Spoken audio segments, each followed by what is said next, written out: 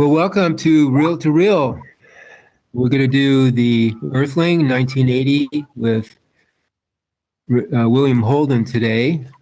And I'm Dean Bell, and we have Dean Kevin with us, Tim, Peter Adams. We have a whole crew here today to talk about this movie, The Earthling from 1980. And Peter's here to give us this quick review here with it. Hi, Peter. I don't have a very long synopsis here, actually. They're both very short, but I'll read both of them. Diagnosed with a terminal form of cancer, Patrick Foley has returned to his native Australia to die in the peace and quiet of the wilderness. His simple plan, it's complicated, however, when he meets a young boy who has just lost his parents. And I'm afraid that's the IMDb's review, very short. And the other one isn't too long either, but here it goes. It's from the Rotten Tomatoes. And of course, we all know when we search the internet, the first thing they pull up are their media darlings, so to speak. And so you don't really get the really good stuff from them. And that's just the way it is, with that. Diagnosed with a terminal form of cancer, Patrick Foley, who's played by William Holden, a very famous actor, has returned to his native Australia to die in the peace and quiet of the wilderness. His simple plan is complicated, however, when he meets Shawn Daley, played by Ricky Schroeder, who's the young blonde Disney-ish type of a character, guy, a young boy who has just lost his parents in an accident and taken him under his wing. Located far from any civilization, Patrick continues on his mission, but decides to teach Shawn the skills that he'll need to survive after his mentor is dead. Interesting. It's called A Melancholy Disease film set somewhere in the wilderness of Australia. It was a box office bomb, despite the star power of William Holden. I just saw him in the news, actually, Ricky Schroeder in the Costco, not wearing his mask, and there was a big deal about that. Then he apologized to Costco, but yeah, he was just in the news. He's an adult now. So let's go over the movie. Kevin, you have something for us to start us off.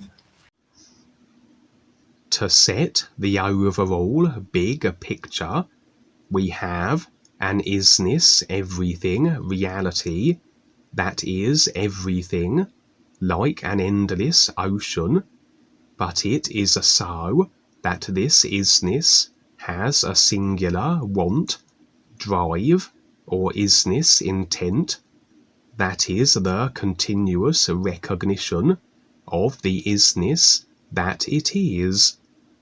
But how can an isness everything recognize itself, as nothing would be in any way apart from anything else?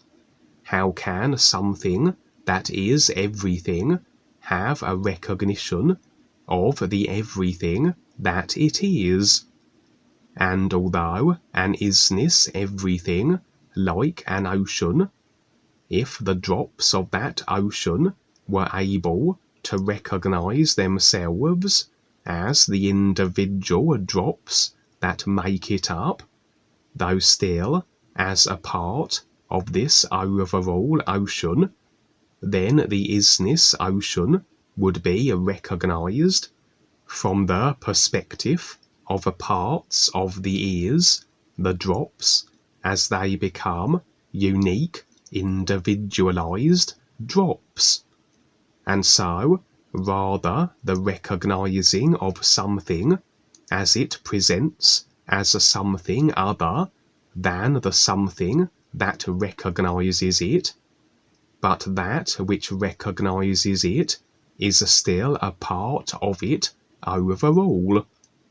what can become so then within the isness everything are unique beings of light that although a part of the is, recognize the is they are a part of, as opposed to just being the isness, and everything is position, but one that can't be acknowledged unless it can be seen from the perspective of a view that is a part of it, but not lost within the endlessness of its everything reality, with no conception of differentiation between itself as a drop within the whole ocean, and with this recognition, with the formation of these unique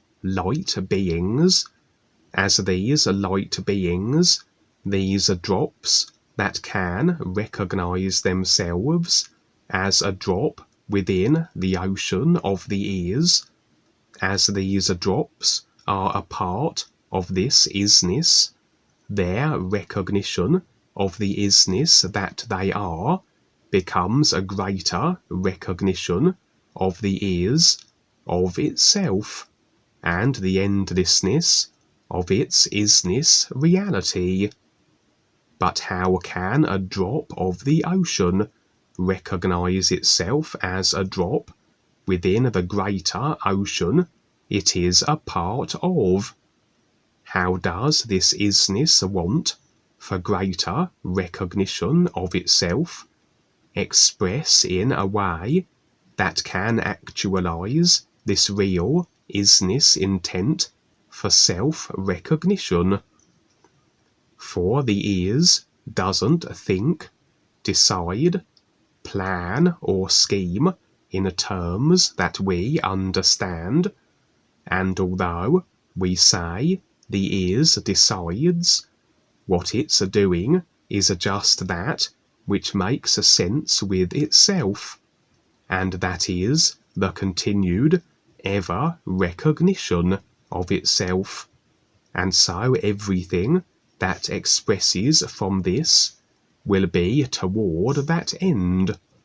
So when we say the is decides, that which we have determined as to what it's deciding is that which is always about this endless isness reality recognition of itself in all the forms that may take as they apply to the simulated creation realms, as all awareness serves this overall isness objective, as all life, all everything is awareness as it expresses through a creation, and all awareness then ultimately is about that which the isness, all awareness is, what it is about, and that's the isness endlessly recognizing itself. This singular drive, this real is intent, then expresses into a means that this can be done, a kind of deciding on something without deciding on it, but with everything being what it is. Real isness, self-recognition intent will express as the means of this being so, which rather has given rise to simulated reflections of the is, where consciousness is the engine room that generates these simulations, a consciousness where can be encapsulated parts of the is everything, what we term ideas, that are unique frequencies, that as they are applied to the consciousness, so must an effect that equals the frequency idea be generated.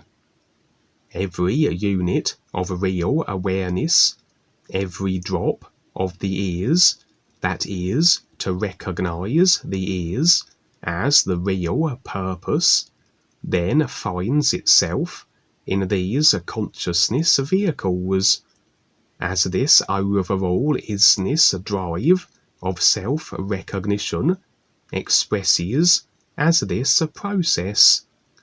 But as all these real awareness drops still maintain their being nowness, real awareness states, as they are in a position of this isness everything, though not recognizing the ears they are a part of, as the consciousness vehicles they are placed within generate effect simulated experiences based on the encapsulated individual unique frequencies installed within them, a real awareness would still be in a state of being its everything isness reality. It would be deciding nothing. It wouldn't be selecting certain frequencies or any frequency ideas to install in its consciousness, and so the ears expresses its self-recognition purpose, as rather each new consciousness having a kind of a karmic gift, if you will, a little frequency idea installed to kick things rolling.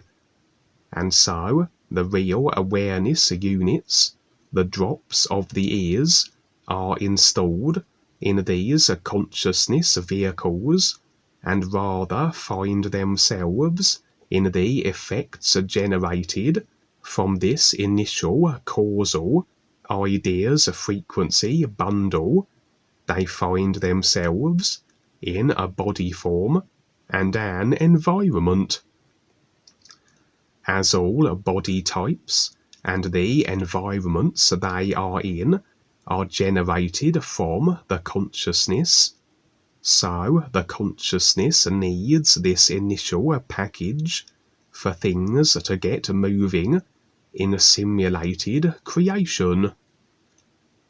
And things continue to progress based on this initial karmic cause to effect idea gift, and the real awareness retains its nowness isness position, even though in simulated embodiments the forms assumed each lifetime build along lines that stem from this initial idea package. At this stage, the real awareness unit is no closer to recognizing the ears that it is in the reality of while in creation, but as the body forms progress under their own volition, almost automatically, as the real awareness is not making a decision as to the ideas inputted into the consciousness as yet, there eventually comes a body type that has additional faculties made available, the mental, literal parts. For each created self has in fact 5 body vehicles that effect into their own corresponding life levels from physical to etheric, as the idea for creation is as a comparison overall, a means expressed from the isness's want to recognize itself ever more so, that everything in creation, as it is based on encapsulated idea frequencies that then effect encapsulated simulation, that is a reality that isn't an isness everything, can provide this means to recognize something from something else that it isn't, But although the real awareness is operating within the simulation, like the operator at a computer game, it still is in this nowness, real awareness of itself state. It just is, but no closer to recognizing the isness that it is, and is just viewing through the perceptual senses of its created body vehicles, the simulated life levels generated through the consciousness, a sense of individuality, a sense of being a separate, unique drop from the ocean must be established. But this can only be so if a real awareness can move from its beingness state, move its view to a state other than this beingness state, and then compare the two. But the real awareness has to rather get out of its everything nowness state, and as the mental faculties become available, so as these are used, so this nowness position is removed from, but awareness still animates the body vehicles, as it utilizes that which draws it from the nowness of the real awareness, isness state. And with everything being awareness, awareness can't not be with the isness that it is, but at the same time, awareness, the same awareness, now encapsulates itself in ideas itself creates, and we have then an awareness divided, as it were, in two places simultaneously. Then there is your comparison, the state of non-isness everything, being through the created ideas of the personal self vehicles, and then the state of nowness real awareness, when the generating of these ideas through the personal self vehicles cease, although with continued use of the free will, which is being other than this nowness beingness state, which is to create ideas. We have now two selves, the personal self-awareness and the real awareness, the same overall awareness, but as time passes by, as lifetimes and body forms pass by, the personal self becomes more so established, and the real awareness connection, that of returning to the nowness of the real awareness, becomes lost, and now we have is disconnected awareness lost in the illusions of a personal free will idea deciding. And ultimately, this overall is urge for continued self-recognition expresses through the real awareness that is a part of it, the real awareness animating through the created body vehicles, real awareness that has been disconnected from, as the personal selves are established, that eventually the recognition is made, and now we have an established personal self and a reconnected real awareness. And through the real awareness that is a part of the is, can the is be recognized.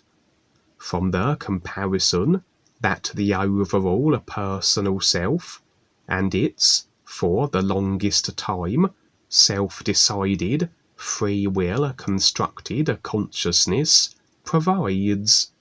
And then we have these unique beings of real awareness light that recognize the ears from the recognition of themselves as a drop within the ears ocean, and not just an isness, the ocean itself, which then has the ears better recognize itself more so.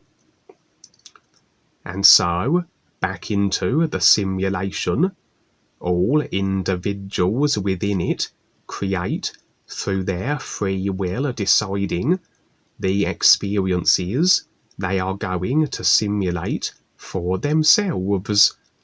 For all decisions begin through the parts of the self unseen, the unseen other dimensions, from the view of the physical level, one-dimensional self-view.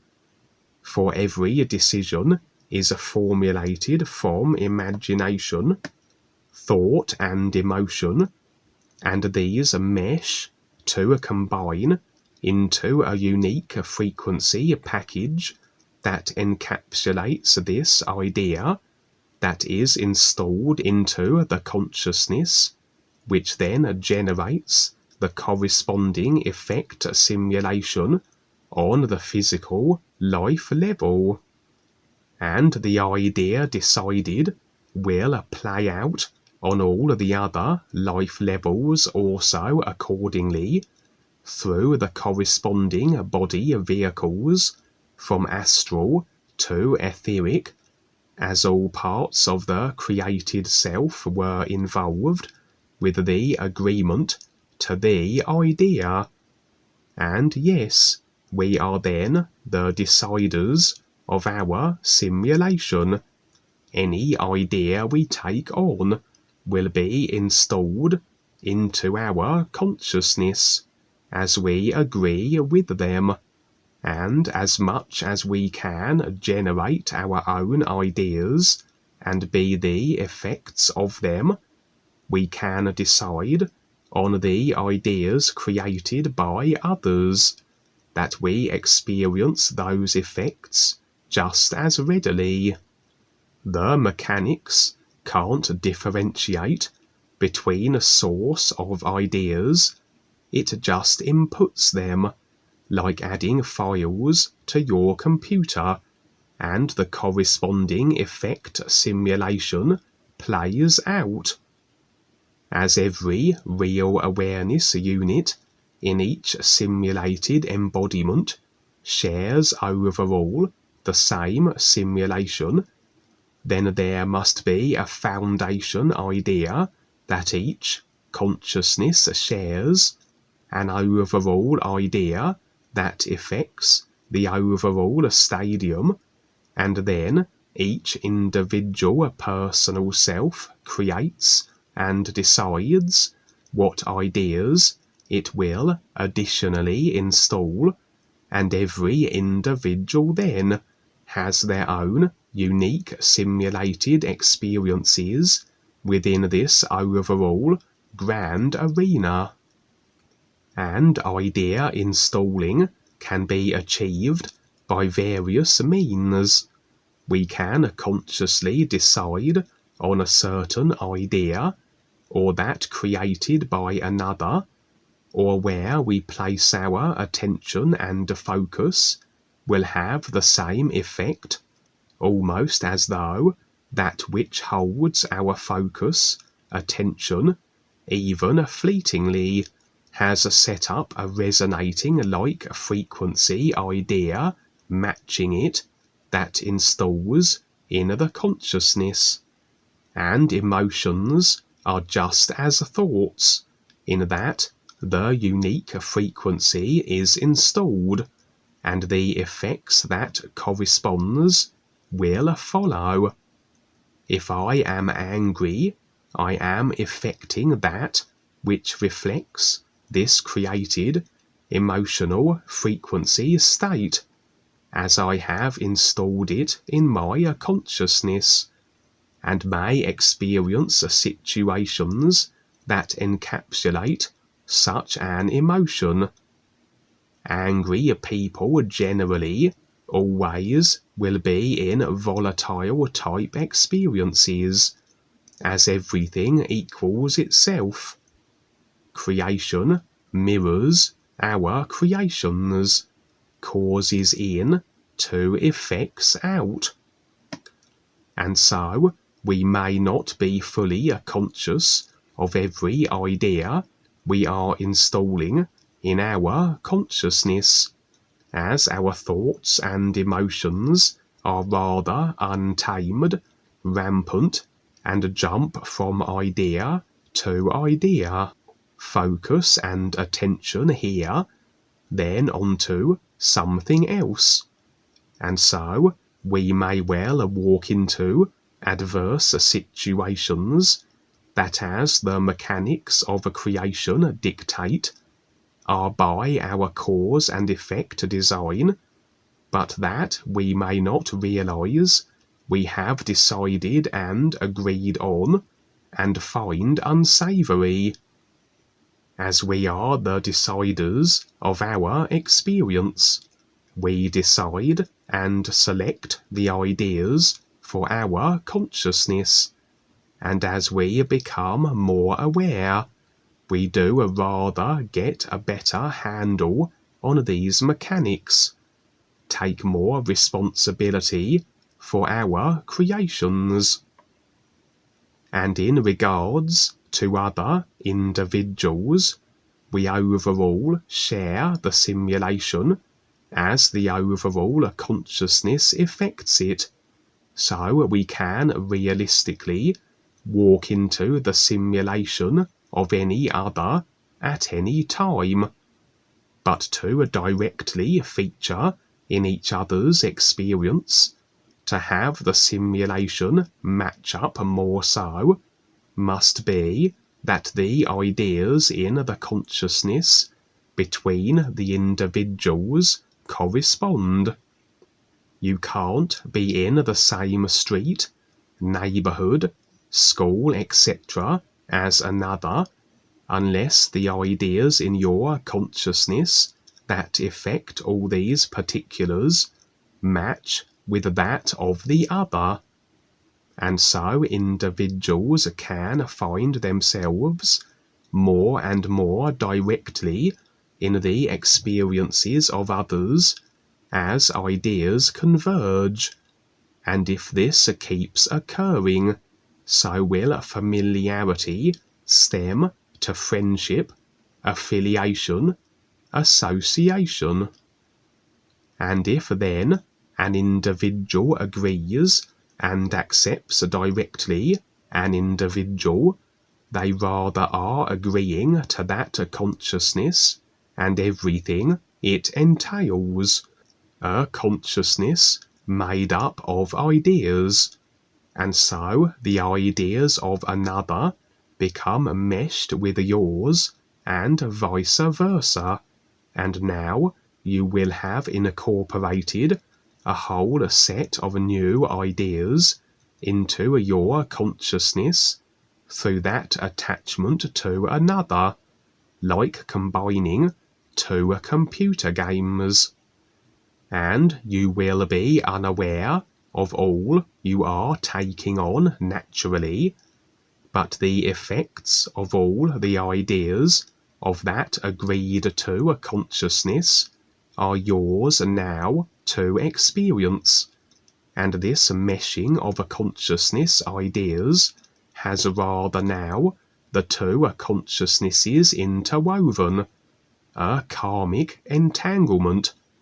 As such, unless this attachment is released, these individuals will always potentially feature in each other's experiences, lifetime to a lifetime, in various roles and positions: father, son, husband, wife, friends, etc., etc.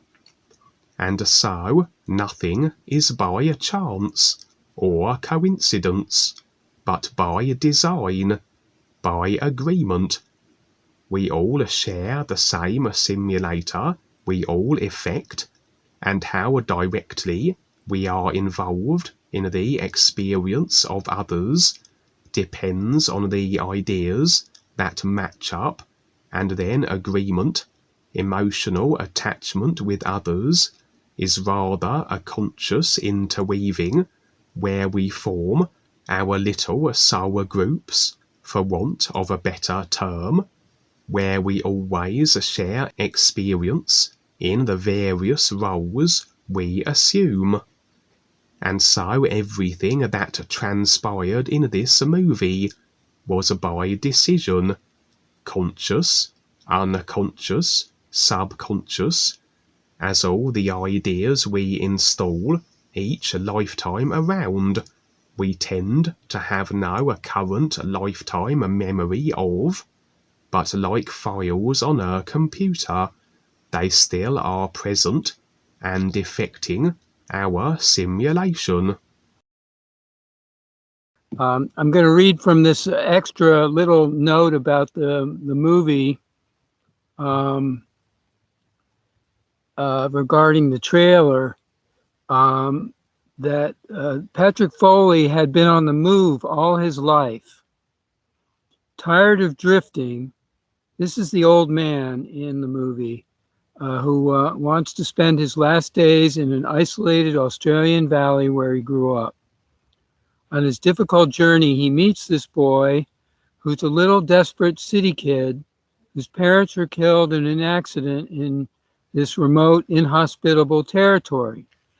Being unable to accompany the boy back to the civilized world, he reluctantly takes home with him on his trip to that valley and teaches him in a rugged way how to survive. Now, this is interesting. Themes of tragic events, death, bare-chested males, young boys, orphans, camping, and people who are giving up on life or thinking that their life is coming to an end, or that they don't have any idea of how to survive, and they look for, in this case, the young boy finds the William Holden character, and obviously needing some form of direction in order to survive. So the mentor situation exists, and unwillingly, William Holden is thrust into saving a life or showing the individual how to save his own life, even though he's afeared of losing his own, and has more or less given up, decided he'd rather die in the alone, which is common. So, numbers of people, I guess it's split between who would rather die alone and die with the family all around him. With that thought in mind, I remembered the movie that was also Australian, which is about, it's called The Walkabout. It was a very, very well done and unusual movie, considered an excellent, one of the best movies of all time.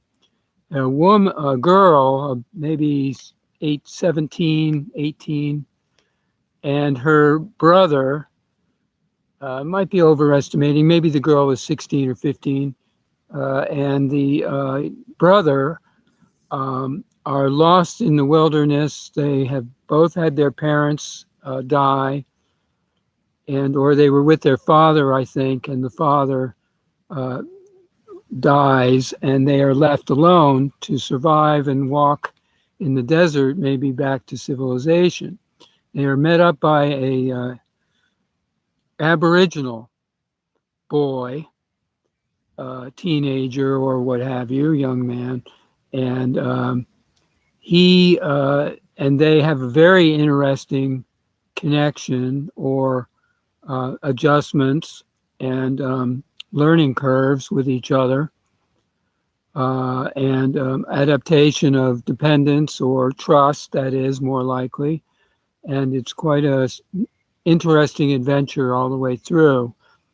They're not to rely on anything that they have. They don't have anything from civilization to rely on.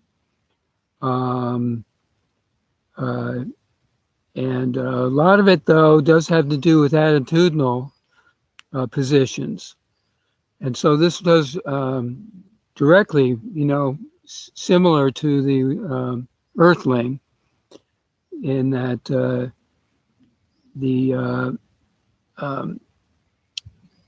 boy, played by Schroeder, is a learning to follow the rough instructions of the old man, and to also think for himself and adapt to the environment, and to create, that is, a new for himself that will work and survival. This same thing, pretty much generally, and I recall this in my own experiences at times where I was often had a situation living outdoors, no money, and I wasn't having difficulty surviving because I wasn't in the wilderness per se. I was isolated and off in the off the beach. Both the 2 times out of 3 I was near the beach, and it's not like there's this immediate danger of not being able to get food, and therefore survival, and the climate is not horrific, so you don't have to deal with the elements entirely. But when you're in an isolated wilderness, that's a different story, especially when the elements of nature kick in, either drought or cold being 2 of the primaries. And of course, there's some avoidance of some of the natural mammals and things of that kind. But we take this to what the movie is suggesting in terms of humanity surviving without its controlled behavior modification system, cultural, social, interpersonal, and so forth, and or other elements which we could include as the alienation of humanity and the domination of their will and mental apparatus and emotional bodies, and we'll go through into that whole 4 levels of or 5 levels that we need to adapt with, or to regulate, or to be simply aware of in the whole of it. And of course, when we start out, we don't have any appreciation for that, and or the real awareness. And so I bring this all around to the recognition of the is, and in the sense of Ricky Schroeder's character, that he really needs to identify his real awareness, not necessarily hear all the instructions of survival and try to understand them or to practice using them in general specific areas, that is, catching fish, or starting a fire, or building shelters, or whatever it is. I haven't seen the movie in a while, so I don't remember all the specifics, but I do know they were by water, and learning how perhaps to do some bare minimum cooking and catching fish and so forth and so on, and avoiding the poisons that are out there as well. So that's this point about the actuality of our real awareness, which knows what to do. It knows how to survive. It doesn't need to be actually taught per se, is dynamic because of that independence for first that it gives, and then the lack of also the on the polarity of that, the lack of codependence, and also the third part, which is this integration with the all is and the isness and the all natural environment in this case, at some level where we can sense that becoming nature and becoming our real nature as a whole, and that all isness, that is, let's say, the great benefactor and also the great attractor, because we're working with it, but we're also kind of going towards it or becoming it at the same time. And this practice of being in the present in order to sense what is it that real survival requires in terms of our whole being, not just perhaps our this one part of us, or two or three parts, let's say, if we go into the multi-dimensions of our emotional and mental body. This is commonly what people think. They want to make sure that they have some hold on in order to survive, whereas it's really not an essential part. Each part is not an essential part. And learning all this is something I've been having a lot of experience overall with for a good number of years and whatever. And us, I think, who come to this have had. And now we're going to, okay, what is it really? And what is the position, the real position, has something to do with going beyond our personal self, and that literal-minded positions or specificity that we had learned in different areas. So, Yeah, I just want to say, if you can hear me, about that, when you started, Kevin, about how it is not able to recognize itself in a way, except by being objective, which is by being separating itself and having different parts of itself look at itself, you could say, from different viewpoints, and being, uh, uh, you know, looking to see what it's not, to see what it is, but, being able to see what it is by seeing what it's not, by separating itself. It just, you said it rather well, you articulated it well. And then the Foley, could be like the real awareness. You could really make a stretch of it. And the Ricky Schroeder's the personal self hanging on. And Foley's going home to the real universes, and kind of the personal self's bugging him, trying to survive, in its own way.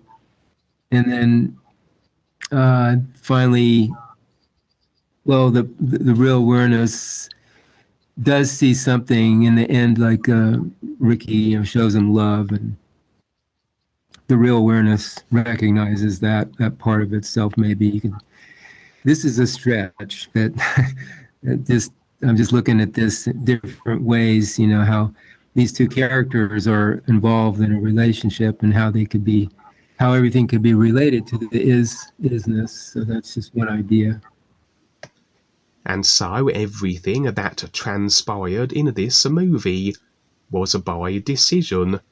Conscious, unconscious, subconscious, as all the ideas we install each lifetime around. we tend to have no current lifetime memory of, but like files on a computer, they still are present and affecting our simulation. Shawn's parents died because they had in reality decided to. The ideas in their consciousness expressed as this happening, just as it was for Patrick Foley, and indeed with Patrick he even professed the cause of his deterioration was conscious of effects of the smoking he had decided for himself, whereas the deaths of others may seem to have been an accident or unforeseen circumstances, but the driving of the camper van over the cliff, as that which befell Shawn's parents, is no less agreed and decided on than Patrick consciously smoking.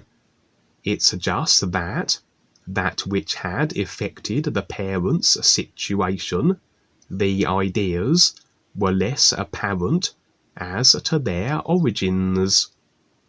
And what we see overall in the movie is a boy, Shawn, who would very likely, as most children in the modern era do, become indoctrinated, literalized, locked into the social consciousness. For children do retain more so the real awareness connection automatically as they enter their new body vehicles, until they decide the overutilizing of the personal self faculties, and also are rather ensured they do so through the schooling systems, which has them eventually locked into the personal self. For those that control this simulator would seek to keep all they control one-dimensional, and as far from their real awareness as possible, and as all the systems are designed as an overall agreement support structure for the simulator controllers, the schooling indoctrination centers ensure all slaves remain in the personal self, and also a personal self-consciousness moulded to agreements to control. Naturally then, if individuals redact agreement from their controlled consciousness and reconnect with their real awareness, this gradually, one person at a time, removes agreement that affects overall through the controlled consciousness, a simulator design the dark forces wish to maintain. Another feature and purpose of the systems is to ensure that all slaves are not only indoctrinated into the social consciousness as a support agreement structure to the controlling reptilians, but that they are as dependent on the controllers as possible. For dependency equals control. If we are independent of anyone or anything, how can anything exert a controlling influence over us?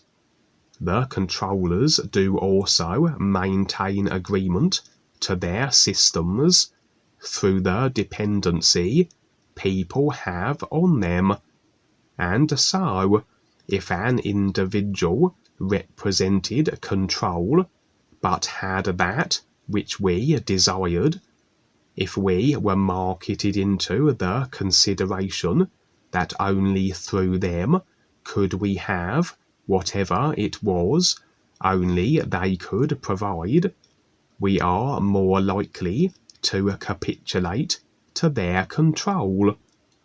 Even though we can have and create anything we want in a simulation that always must affect the ideas we agree with, but naturally this knowledge the controllers would seek to keep concealed from the slaves. The last thing the controllers want is independent self-sufficiency and the ability of their slaves to survive absent of any need for the controllers or their planet-destroying systems. For ultimately, standing as real beings of light in the ears rather demands a divorcing of all ideas and the attachment to them, and if we harbour any idea, regardless of what it is, we are deciding to experience that idea, and anything that isn't this isness everything, anything that is an encapsulated idea, can only be experienced then in simulation, where such isolated ideas can be experienced. And every thought, emotion, consideration, conviction, assumption, attitude, like, dislike, right, wrong, anything that is formulated through the literal and emotional aspects are ideas, regardless of what they are, and the effects then must follow in the only place they can be, which is in creation. And so, if we are clinging onto the ideas of others, their contentions, their assumptions, their convictions, then this amounts to the same thing, and these become controlling factors, as we are the effects of them and interlinked with the source of them, the individual who created them. As such, we have endless authority figures that have their ideas, and we become absorbed in the ideas they create, in agreement with them, and the idea is to see and get through all ideas and not become sucked into the simulated realities that stem from them.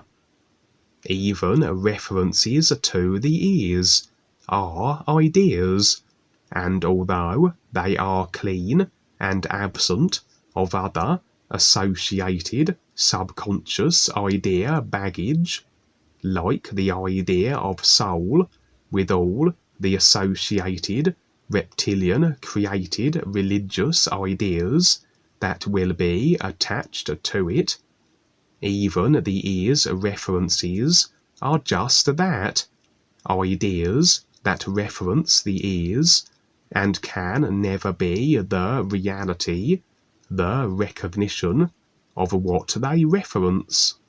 And so, a dependency on another is an agreement to the ideas they represent, their consciousness, etc., and so the endeavour is to become self-sufficient in creation, to not be dependent or in agreement with any controlling factors or authorities.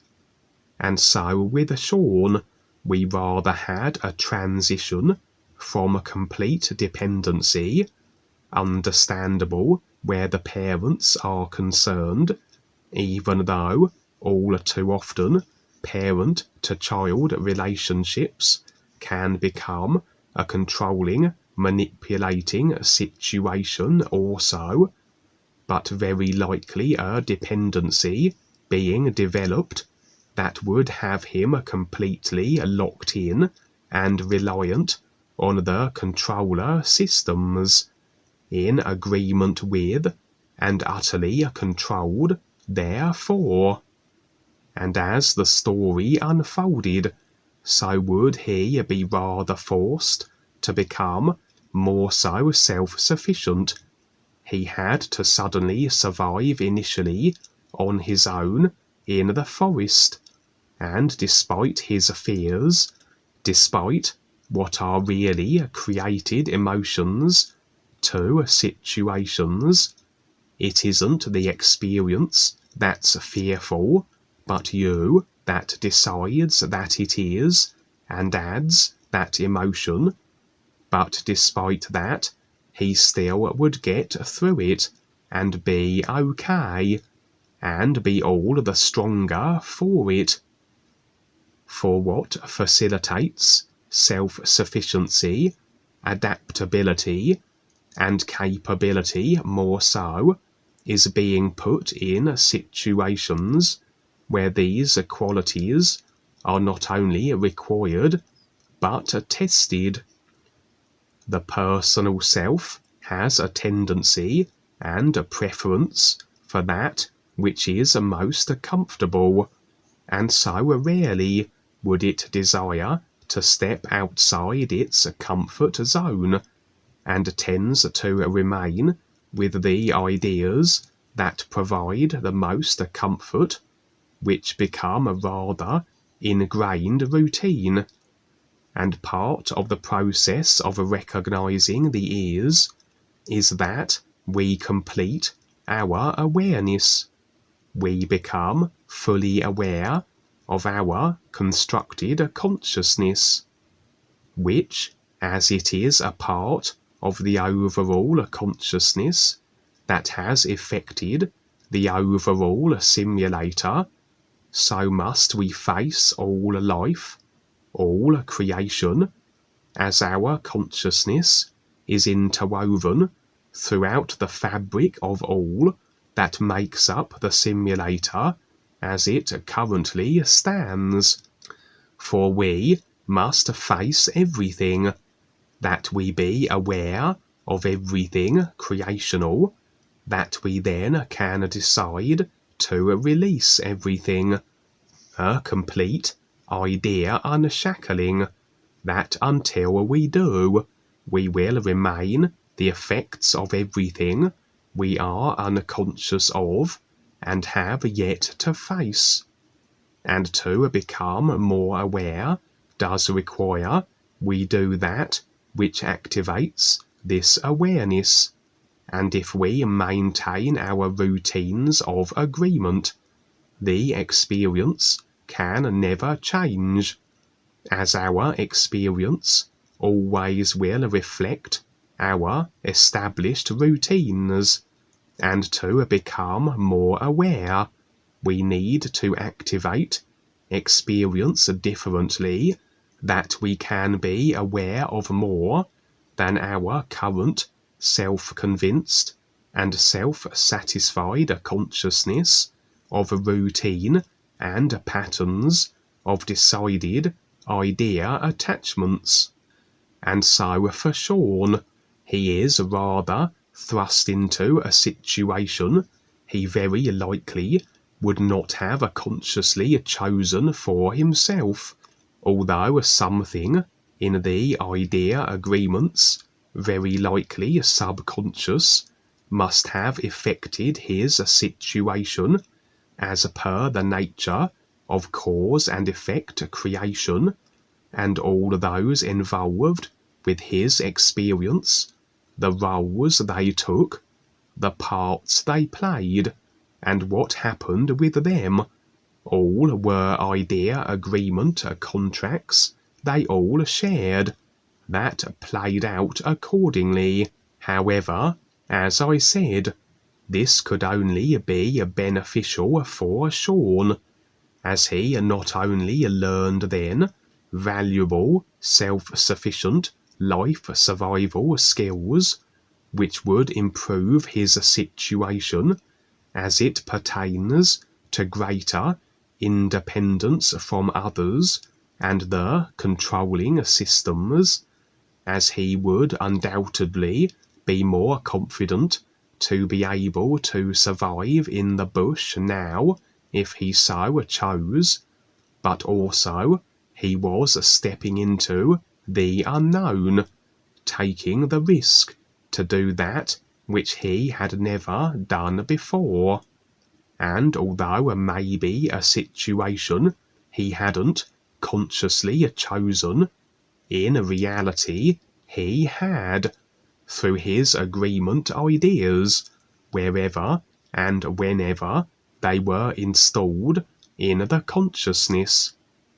And indeed, this experience would undoubtedly shape experience to come, as with the new and altogether different ideas in the consciousness now installed as a result, so would the effects generate altogether different experience accordingly, if not immediately or even in his current lifetime, then in lifetimes to come, and may well set the ball rolling for a risk-taking orientated, more adventure-designed consciousness that would hold anyone in good stead.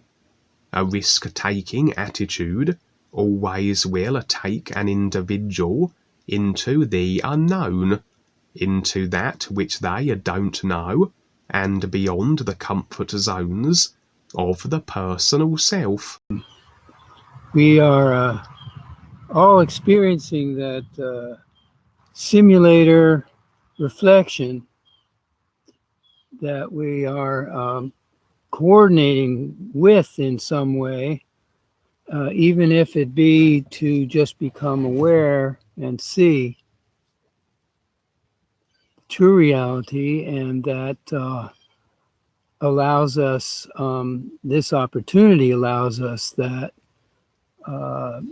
it, you know, in time internally, actually, but only as we're able to begin that identification or the allowance of no longer identifying with the situation or the life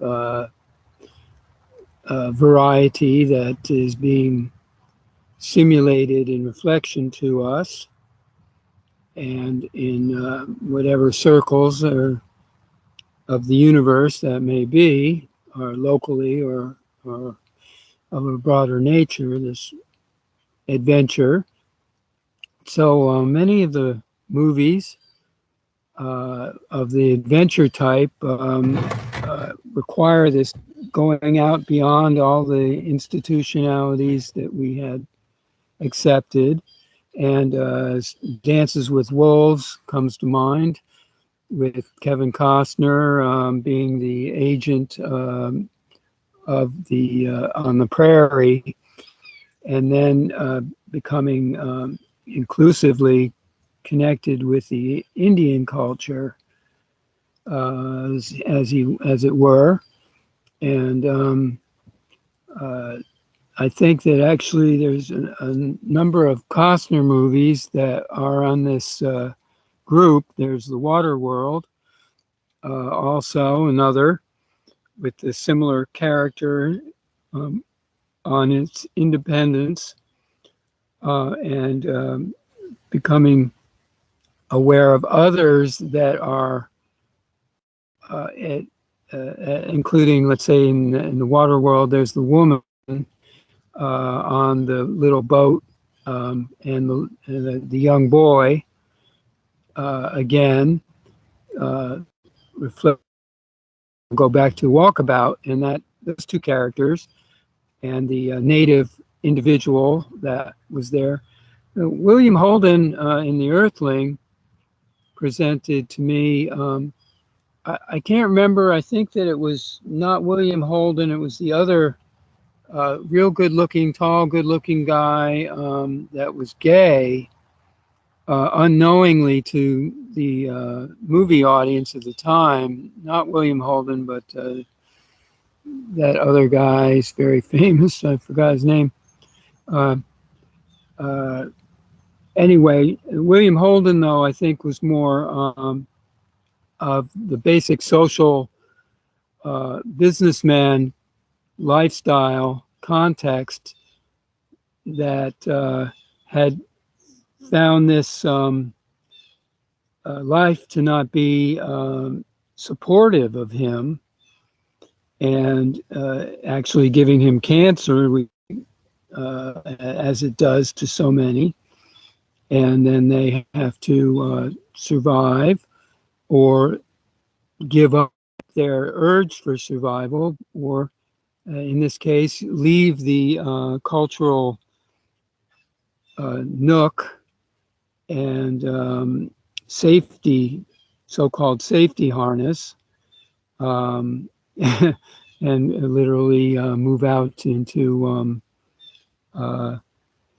wherever the unknown is for him, meaning he doesn't know what death holds for him.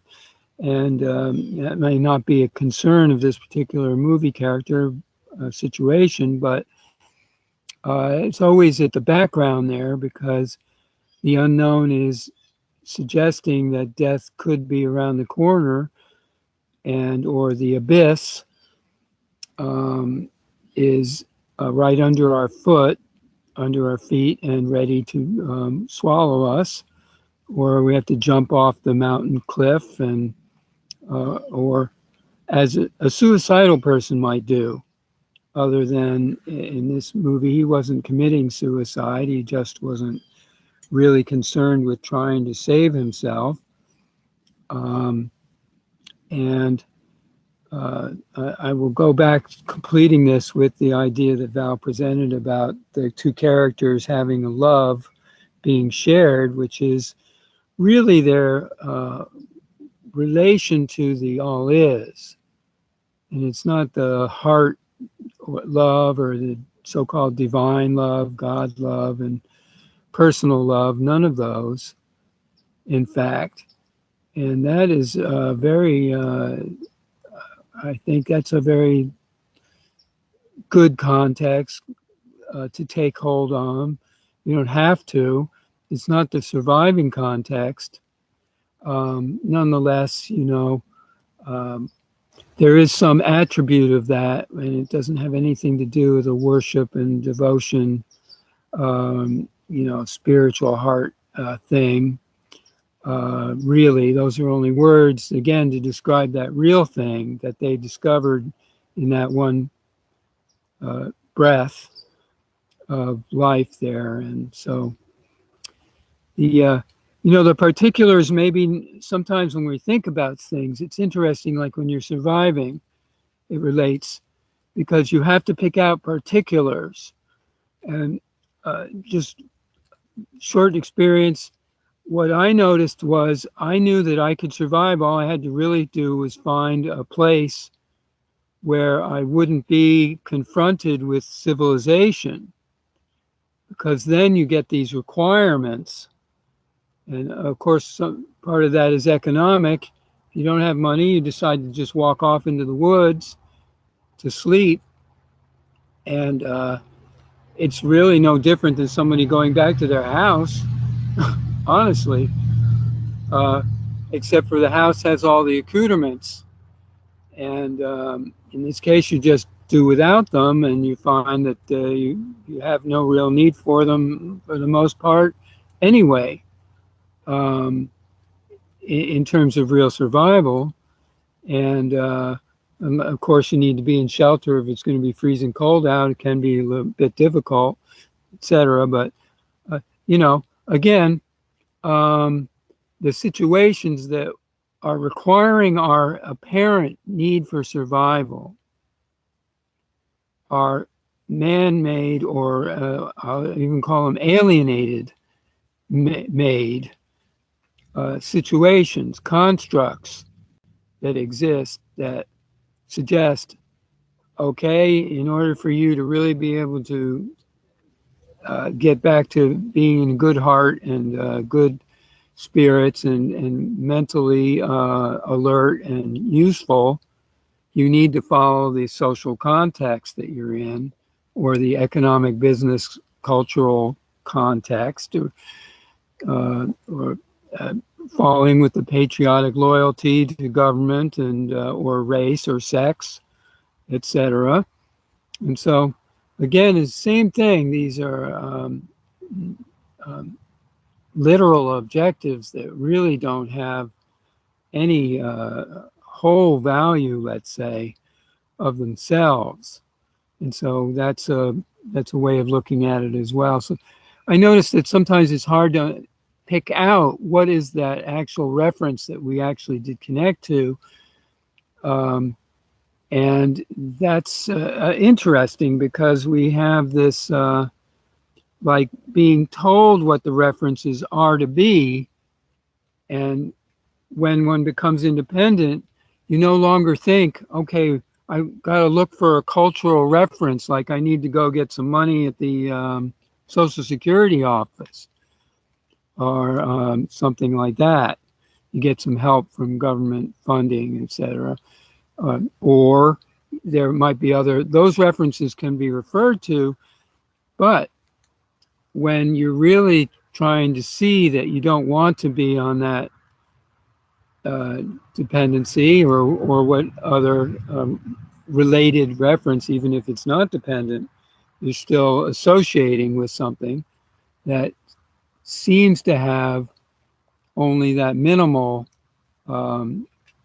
cure for that we really seek, because that isn't the is, and none of those things are going to be able to recognize the isness actually, except for our real awareness, which is not a consciousness or a perception. And that's how I'm pulling that together. Experience you had where you had to make a choice and you decided not to choose going to the cultural institutions to get some support, family or government or whatever, and or instead you said no. I'm just going to work this out myself, and or like that. Like you have to really think on your feet in the moment. I'll use the idea of driving a car and being in an near accident and having to think on one's feet in the car, which I've had experience and where I pulled over from the far left lane of the highway all the way over to the right lane without hitting any cars, which wasn't the easiest thing to do. And it was, it was like, wow, but yeah, I just made it and pulled off to the curb and on the side and safety and, take a deep breath, but it's that real, like in the moment, this is the way that will be, that will present itself as the awareness will present itself as what and how, and the specific will come through if one's open. If one thinks I've got to think like I'm reading a rule book, it can be like very ineffective. You really have to have that sense, so yeah. I think that actually William Holden did that because he knew that the real way for him to survive in the character situation was to help the boy. That was a way for him to survive in the isness. And in the body, whether it died or not, doesn't matter. That was his wholeness being put to his entirety of where he was. And we might surmise that Patrick was the perfect teacher, very much there for Shawn, but certainly not spoon-feeding him, as through Patrick's way of being, so Shawn had to fetch firewood, had to learn to catch his own fish, had to keep up with Patrick, and had to climb a mountain himself when the pack of wild dogs attacked. For we become stronger as we take on the challenges, but also as we complete them ourselves. For how can we become more capable and self-sufficient if someone always steps in to assist us? A little like the real guides. They always will watch over those on their awareness process, but prefer to give the individual space to learn and make their blunders, even to go through unsavory situations. For in the long run, the individual becomes ever more capable for it.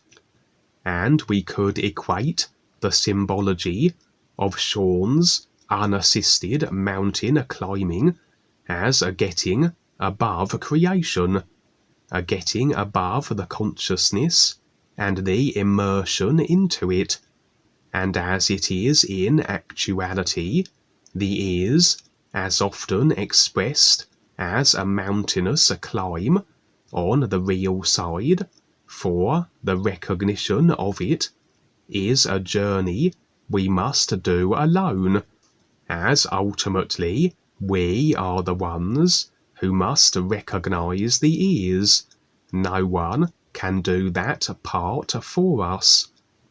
Quite the contrast from his parents keeping Shawn away from the cliff edge, to him climbing a mountain where to fall would certainly spell his death. And although he would plea for assistance, he would far more benefit that he complete the climb himself, be more self-assured and capable, and not be inclined to always seek assistance when situations become arduous. Again, the cultivating of self-sufficient and independent attitudes and qualities. And at one point, Patrick would impress upon the importance of Shawn listening to nature, for life is always giving us hints and revealing something to us if we pay attention. The isness is expressed through the natural environment and all animal forms, and very often will messages be provided this way, through the actions of animals or the environment, if we are paying heed to the messages all around us. Life is always on.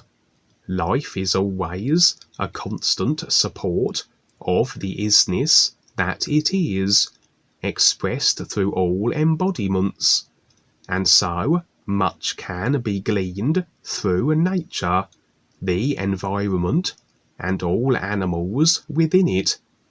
And in reality, as our experience always reflects our consciousness, we can make determinations as to our decisions and choices based on our circumstances.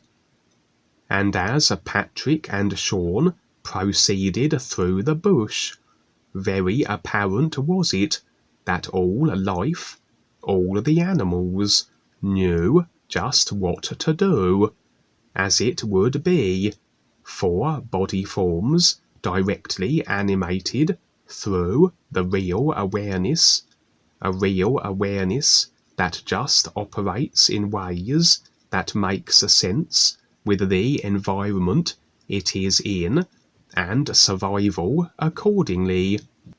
And only with the interjection of the personal self can we be uncertain as to what to do in any given moment.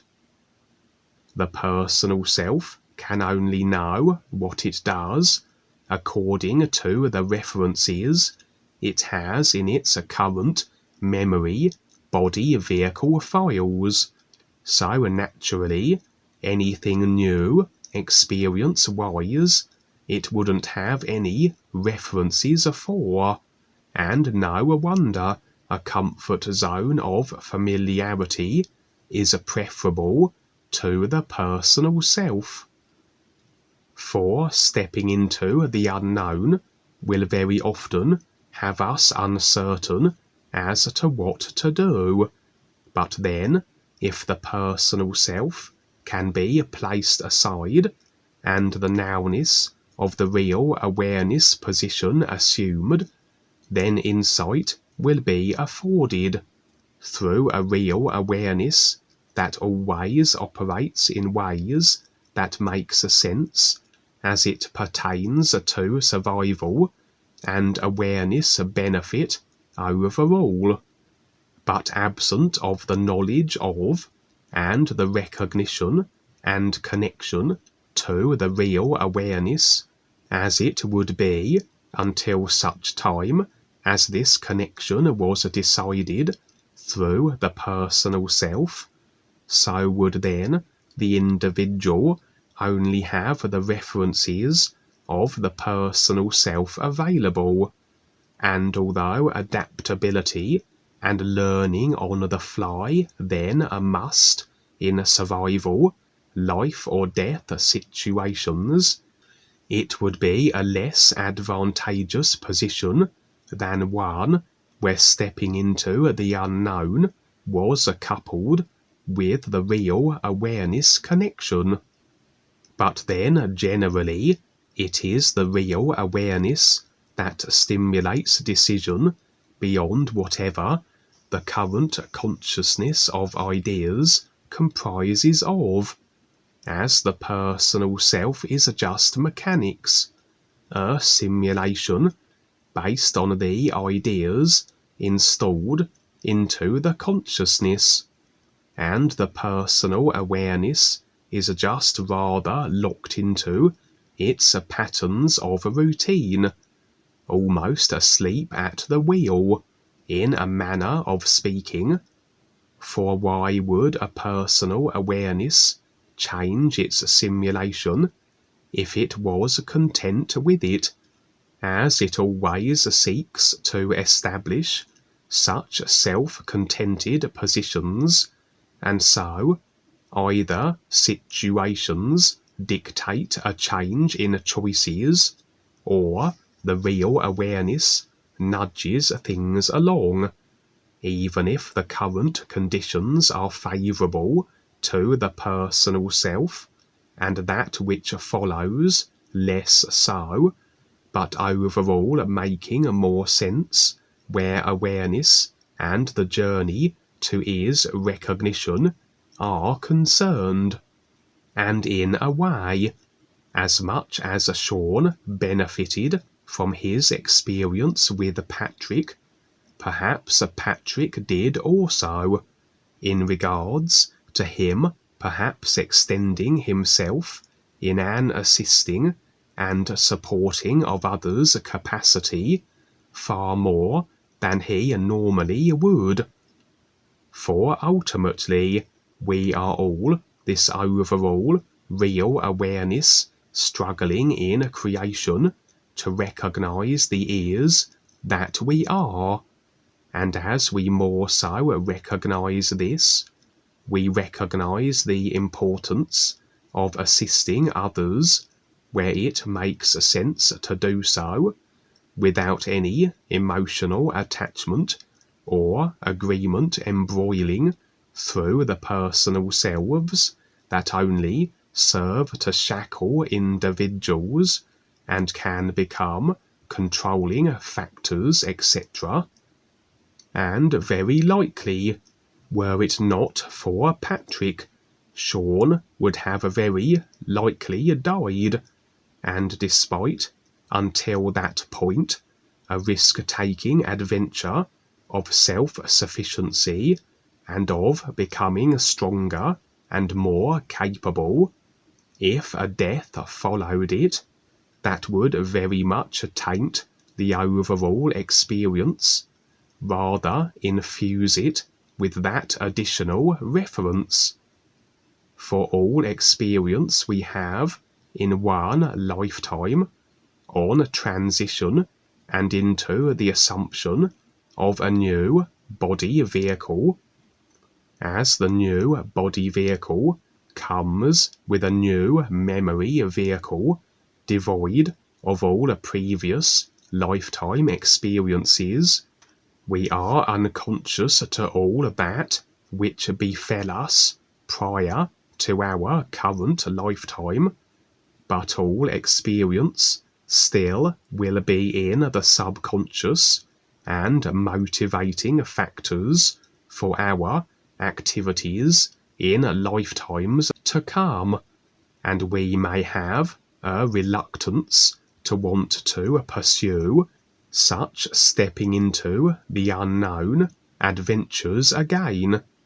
So ultimately, what Patrick did was awareness beneficial, a supporting of awareness, as awareness and the becoming more so aware does rather demand a risk taking, doing that which we haven't done before, and if we had done such in previous lifetimes but had died as a consequence, this would present as a subconscious resistance to doing so again. Well, all of our experience reflects our life here in the simulator and vice versa, until we get across the bridge and the 7 bridges. It's interesting that when I grew up in a place called Petersville Farm, which had my namesake to it. And we had our house there and 6 or 7 other families and such in the area. But then I also lived on 7 Bridges Road. I realized there's a song by the Eagles called 7 Bridges Road. And it's, I'm just giving you a little simulator reflection because we all have them, and that's absolutely not an accident, but actually it's very interesting to start to really pick up that whole referencing in wherever we are. It's also useful for working with the others in and sharing as well, either personally or if it's with groups or what have, where that is. And to be aware of this simulator's activity and our own relations, and also, of course, the whole purpose, to be aware of that, and I guess we'll say more than just being aware of the polarity, but being aware of the conscience of where we are and how it is. Okay, so I think the Earthling is excellent. You know what? And I don't hardly remember the movie. I know that William Holden, I believe, was the lead character in the Martian Chronicles, which was also surviving on the planet Mars. And his character meets the alien, that is the Martian. It's almost that the Martians are an invisible race that has died, but their consciousness persists on the planet, and he becomes, William Holden's character becomes aware. And also his awareness, he becomes aware of his real awareness, because he needs to, he's connecting with this ancient race. I believe that's what the Martian Chronicles is about. It's actually it would be an interesting segue. It's kind of a second movie, like I mentioned, Kevin Costner has 2 or 3. I think Field of Dreams is the third one, for Kevin Costner. And again, that's like William Holden's life, I think, and many actors experience this reflective simulation. I'm going to present it in relation to Alec Baldwin, who this week was on a movie set and accidentally shot and killed the cinematographer. And this is worldwide news, maybe others of you know, but it's accidental. I think it relates similarly to Brandon Lee, and that's Bruce Lee's son, who also died from an accidental prop gun shooting. In this case, the bullets were real with Alec Baldwin. So, but I'm saying that I'm sure that there's some connection with the events that happened during the filming of the movie set and other things that have happened in his life, and coordinations that are reflecting our position to be in these roles that occur, not just metaphorically in the movie, but in actuality, experiences that each of us is having. That is all intercoordinated, if you will, victim or prognosticator or causation, in the creation and the causation of that we are experiencing. About the ending of this movie, where he actually helps the boy come back to civilization, so to speak, or to survive. And of course, he's going to end up having to go back to civilization. I don't know if they actually showed that or not. They really didn't in Walkabout, the Australian movie.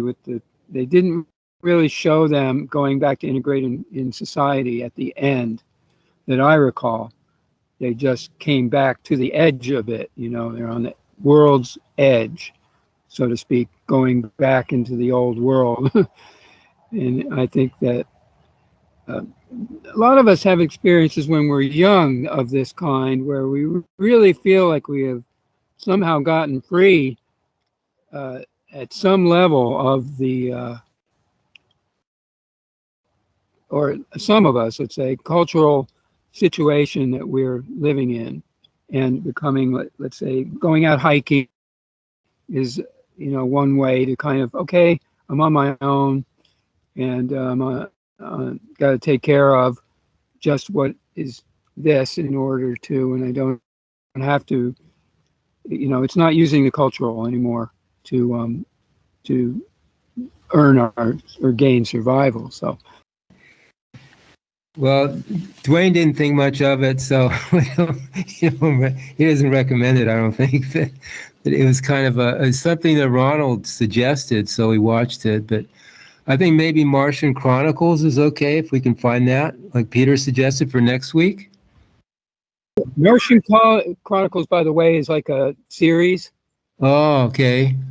It was 3 or 4 or 5 parts on Sunday night TV thing, so it's not super long, but it's a slow mover also. I think the William Holden Earthling, it was a little slow probably. Walkabout, on the other hand, was well, that was a 60s movie, and but they've probably it seems to me there's one other, certainly the Emerald Forest I mentioned earlier, because that had the boy and the father looking for the boy, and the boy had to became adopted by the native tribe, and he became totally native. He didn't have hardly any of his tools given to him as a child. He had, he learned the native way and was totally integrated. And it's kind of cool because the father finds him and says, "I want you to come back." And The only reason the boy comes back is because of his need to help save his own tribe and people. And there's a relation there that brings them together. He goes in search of the father that had gone back to civilization. And then, that's part of the whole, how it pulled together. So it's really, really a great movie, actually. The director's son plays Charlie Borman. As a matter of fact, it's interesting also, Charlie Borman, being the son, is made his own movie of traveling with Ewan McGregor, I believe, around the world on their motorcycles. And it's a series that's pretty popular about these two guys going on their bike trips all the way down South America, all the way down the coast, and other parts of the world. It's pretty interesting. They just take off and do these these tours, but it's not really so much of a tourist tour thing. It's not at all. It's about their independence out there, and so anyway, he's the Charlie Borman, who's the boy character in the Emerald Forest. So it's actually, I think, a Disney production, but not a traditional Disney at all. And as a matter of fact, the director wasn't 100% supported. Now, I will mention one other movie, maybe, is The Black Stallion, which is also, these two movies are way up on my list. I love the movie The Black Stallion, and that's where the boy has to survive on the island by himself after the boat crash, or the boat that they're on sinks, and the horse, the Black Stallion, horse saves his life, and they end up on the island, isolated, no life, no culture, nothing there. It's just beautiful, though. I mean, that movie just blows my mind. It gives me goosebumps every time I see it, especially the scenes on the island with the horse and the it's just, I'm speechless. I love the movie. Okay, well, thanks everybody for joining us. This is Reel to Reel Wake Up. And we'll see what happens next week with what movie we pick, but join us again. We do the NUUU here to connect to a reality that just is. So try it, you'll like it. NUUU.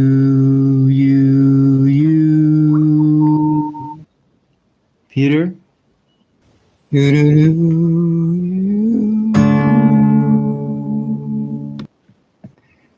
Kevin? You. Thank you, everybody.